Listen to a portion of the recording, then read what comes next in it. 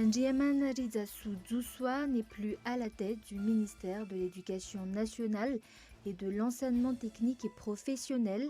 C'est ce qui a été décidé à travers un décret sorti cet après-midi après la tenue d'un conseil des ministres.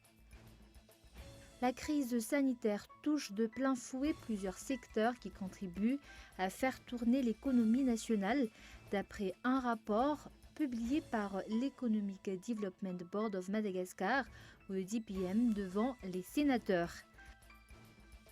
Après un mois d'un prudent déconfinement, l'Italie a rouvert ses frontières aux touristes européens, un nouveau pas vers la normalisation et la relance du tourisme à l'approche de l'été.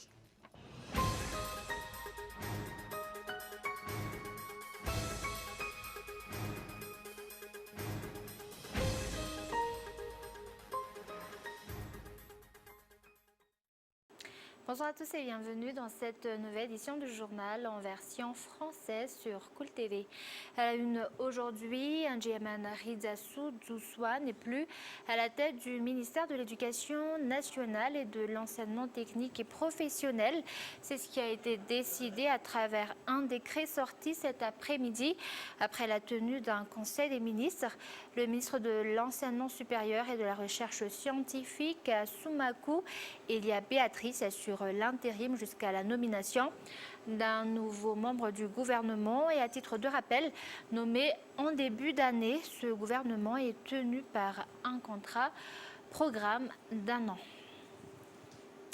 Et un nouveau cas de décès lié au coronavirus a été annoncé aujourd'hui. Il s'agit d'une femme enceinte qui a été prise en charge à l'hôpital d'Anoussiavarach, mais son bébé a pu être sauvé. Reportage de Yves Richard.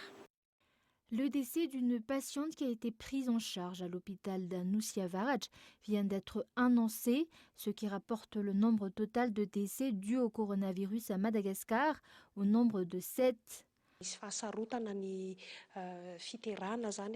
Il y a eu des complications avec cette patiente. Elle présentait des symptômes comme des détresses respiratoires. Et c'était après les tests qu'on a su qu'elle était positive au coronavirus. 5 nouvelles guérisons ont été également annoncées.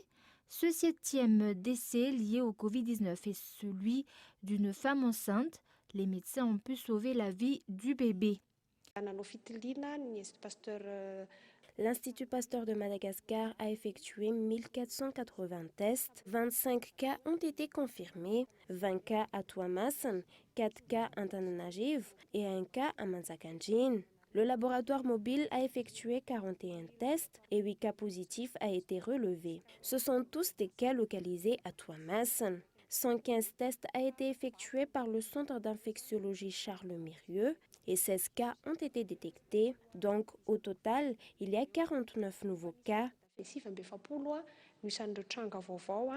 12 608 tests ont été effectués depuis le début de l'épidémie à Madagascar.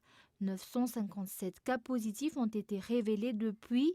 200 personnes sont déjà sorties d'affaires et 750 personnes suivent encore des traitements. L'actualité économique, la crise sanitaire touche de plein fouet plusieurs secteurs qui contribuent à faire tourner l'économie nationale, d'après le rapport effectué par l'Economic Development Board of Madagascar. Devant les sénateurs, le coronavirus touche à la fois le secteur formel et le secteur informel. Reportage. Le secteur aérien est le plus grand perdant de cette crise sanitaire, vient après le secteur du tourisme et l'hôtellerie. La saison touristique pour cette année est complètement compromise, ce qui contribuera à la chute de l'entrée de devises à Madagascar. Le secteur informel est aussi touché par les effets de la crise sanitaire, mais surtout, les industries en paient les frais de la fermeture du territoire des pays voisins, car des commandes ont été annulées à la dernière minute. Pour l'industrie légère et textile, tous les voyants sont au rouge. Plus de 50% sont prêts à mettre la clé sous la porte devant cette situation. L'Economic Development Board of Madagascar a effectué un rapport sur les effets de la crise sanitaire devant les sénateurs de Madagascar. L'IDBM est un outil pour déterminer les effets qu'engendre le virus. Ce sont ces études qui nous permettront de discuter avec l'exécutif et de critiquer s'il le faut. Si on aperçoit que les solutions apportées par le pouvoir exécutif n'est pas compatible avec la situation économique actuelle,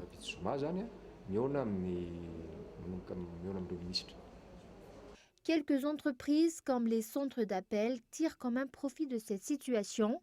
Les demandes augmentent et cela crée également des emplois sur le marché du travail. Mais également dans l'actualité de ce jour, l'Agence française de développement vient de verser 8 millions d'euros pour la Fondation pour les aires protégées et la biodiversité de Madagascar.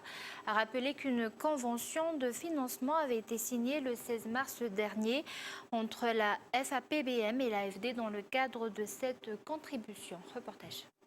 La préservation des aires protégées à Madagascar est devenue une priorité face aux effets des aléas climatiques.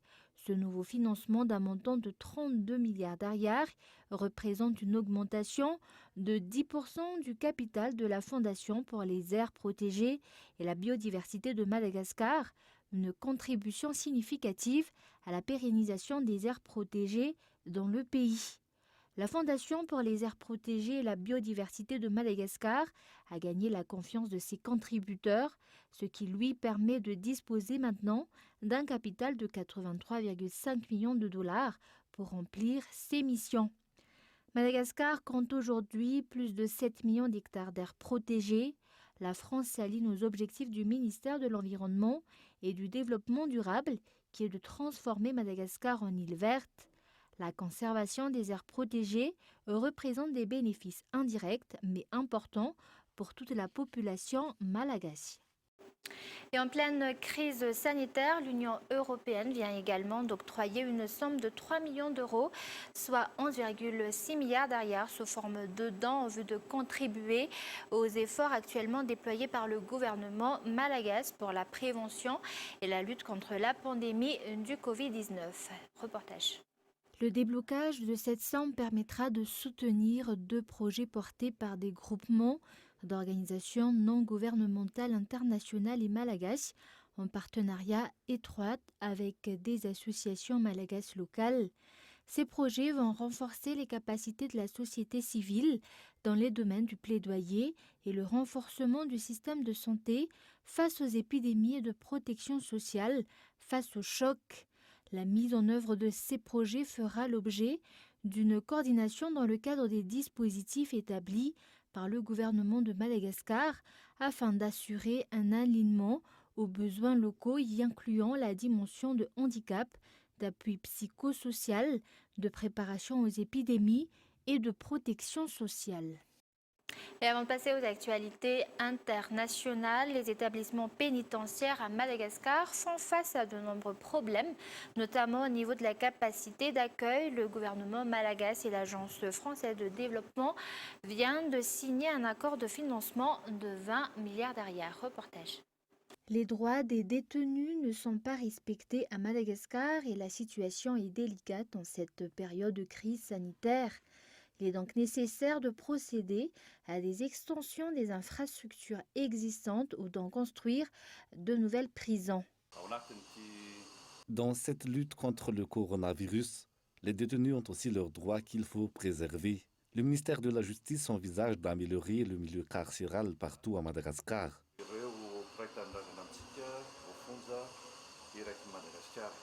Ce financement va permettre au gouvernement malagasy et au ministère de la Justice de mobiliser la société civile pour répondre à la situation de crise que provoque l'épidémie de Covid-19 dans les maisons centrales et les maisons de force. Le secteur pénitentiaire est un élément tout à fait essentiel dans tous les pays. La façon dont la détention se passe, c'est un test, je dirais, de la force de l'état de droit et de la justice. Et nous savons qu'ici, le président de la République de Madagascar accorde une grande importance à l'amélioration de la situation dans les prisons. Et dans le contexte de la crise du Covid, évidemment, il y a des enjeux particuliers qui sont liés à la surpopulation dans les prisons, les problèmes sanitaires, les problèmes d'alimentation.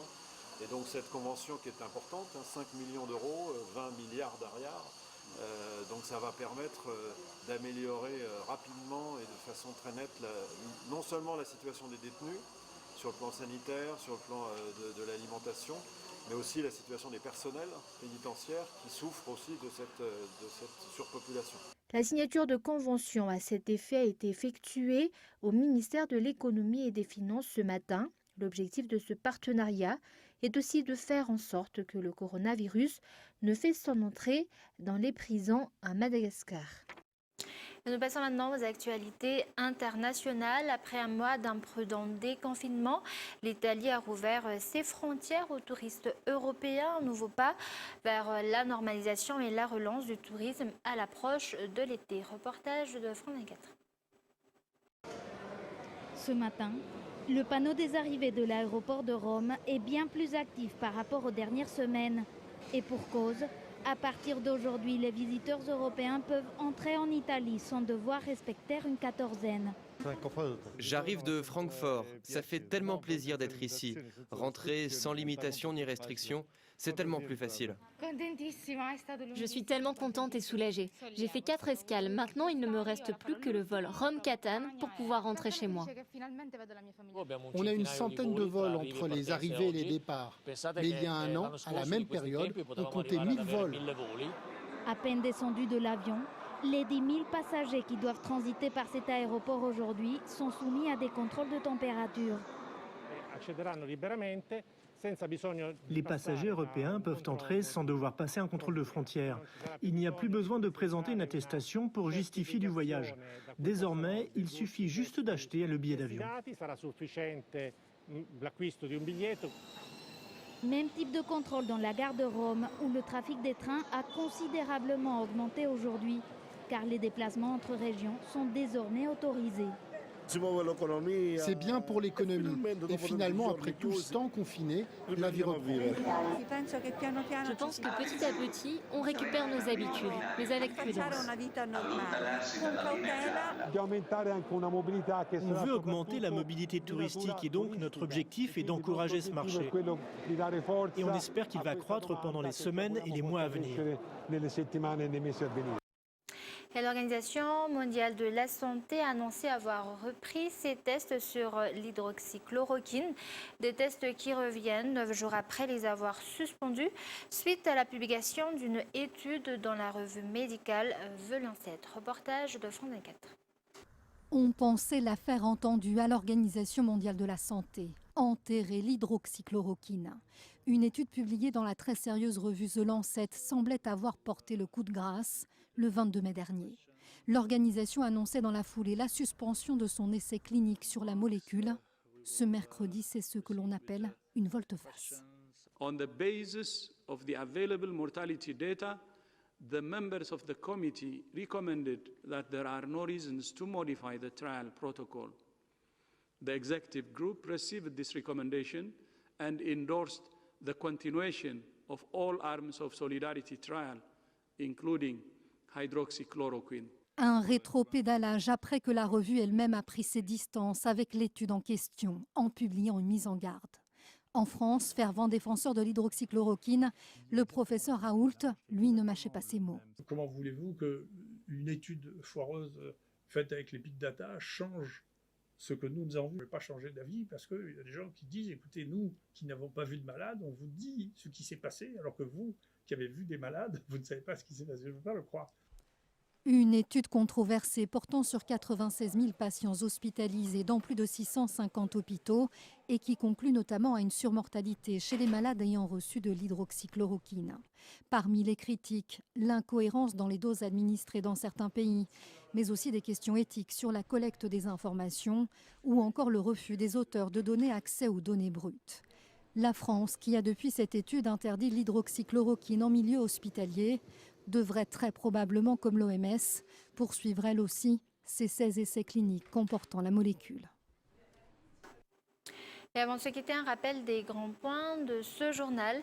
Ndjemane Ridjassou-Djoussoua n'est plus à la tête du ministère de l'Éducation nationale et de l'enseignement technique et professionnel. C'est ce qui a été décidé à travers un décret sorti cet après-midi après la tenue d'un conseil des ministres. La crise sanitaire touche de plein fouet plusieurs secteurs qui contribuent à faire tourner l'économie nationale, d'après le rapport effectué par l'Economic Development Board of Madagascar ce jour devant les sénateurs. Et après un mois d'imprudent déconfinement, l'Italie a rouvert ses frontières aux touristes européens. Un nouveau pas vers la normalisation et la relance du tourisme à l'approche de l'été. Et voilà, c'est la fin de cette édition. Merci de l'avoir suivi. Je vous donne rendez-vous demain à la même heure. Au revoir.